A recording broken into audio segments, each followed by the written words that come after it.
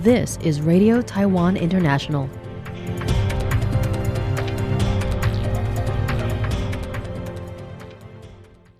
Welcome to the news on Radio Taiwan International. I'm Hannah Belinsky coming to you from Taipei, Taiwan. We begin with a look at today's top stories for Wednesday, March 25th.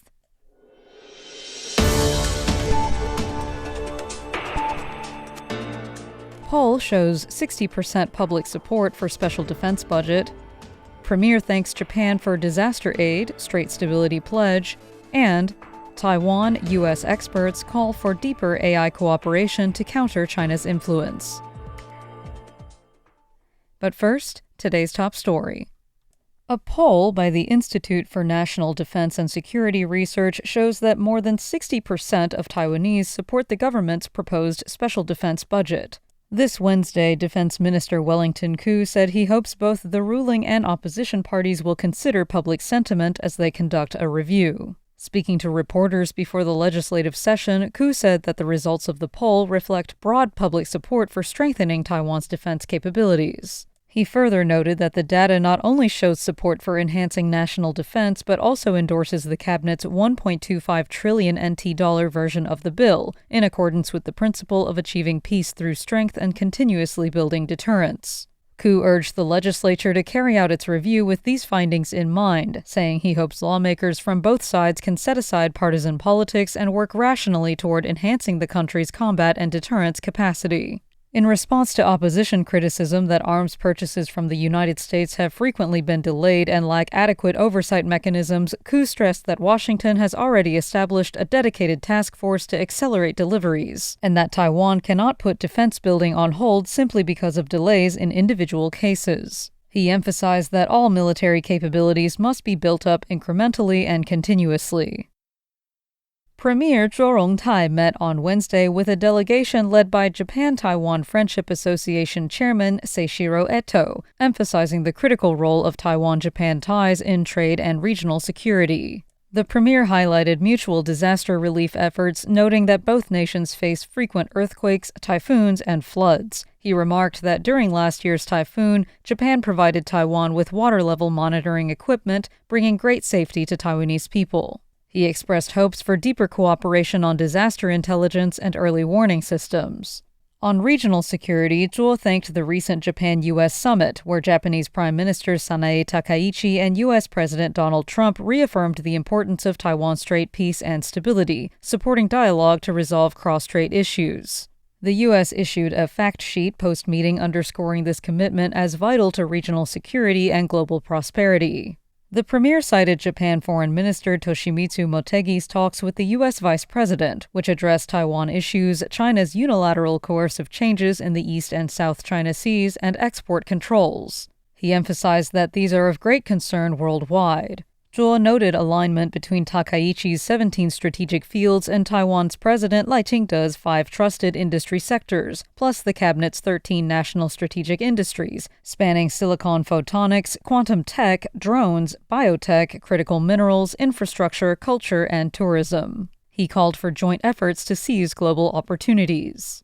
Eto praised Taiwan's democratic values, affirming its rising strategic role in the Indo-Pacific. The association backs Taiwan's participation in international organizations, including the Comprehensive and Progressive Agreement for Trans-Pacific Partnership, the WHO, the International Civil Aviation Organization, and Interpol, pushing to expand its international space. Scholars from Taiwan and the United States called for closer collaboration in artificial intelligence during an online forum on Tuesday, stressing the importance of building a shared framework for innovation and security as China expands its influence in technology and global supply chains.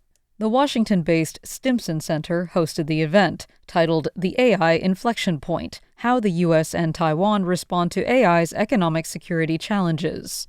Experts discussed how rapid AI development is reshaping global politics and democratic societies, noting that Taiwan's hardware strengths complement U.S. software leadership. Christy Xu, director of the ASEAN Study Center at Taiwan's Zhonghua Institution for Economic Research, said China's push to develop its own AI and electric vehicle systems could result in 2 parallel ecosystems, one led by the US, EU, and Japan, and another centered on China. She noted that Southeast Asian countries and Taiwan aim to remain connected to the U.S.-led system while balancing ties with China. Julia Nair, a research analyst with the Strategic Foresight Hub at the Stimson Center, said Taiwan and the U.S. could jointly craft early-stage AI policies that foster economic growth and innovation. She urged both sides to strengthen partnerships to ensure democratic technologies remain globally competitive.